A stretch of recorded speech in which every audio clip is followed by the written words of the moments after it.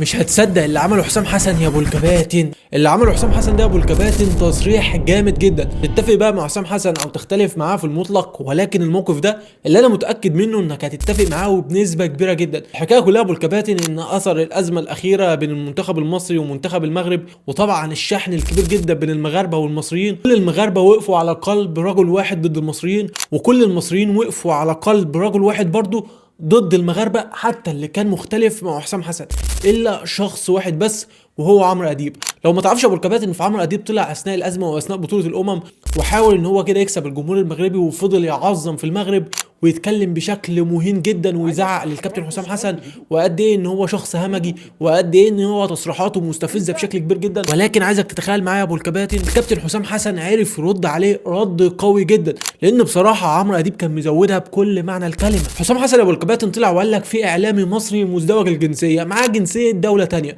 مش عارف هو مستقصدني ليه وبيفضل يقطع فيا كده ليه، مش عارف بالظبط كده هو بينفذ تعليمات مين. طبعا احنا مش عارفين برضه هو بينفذ تعليمات مين، طبعا احنا كلنا شاكين هل ابراهيم فايق ولا عمرو اديب. بس طبعا ابراهيم فايق ما اتكلمش وحش على حسام حسن في الفتره الاخيره، يبقى بالظبط عمرو اديب لسه احنا هنشغل دماغنا ونفكر. قام حسام حسن جاب لك الخلاصه وقال لك هو واحد اقرع، فبالله عليك ما تبقاش اقرع المضمون واقرع الشكل.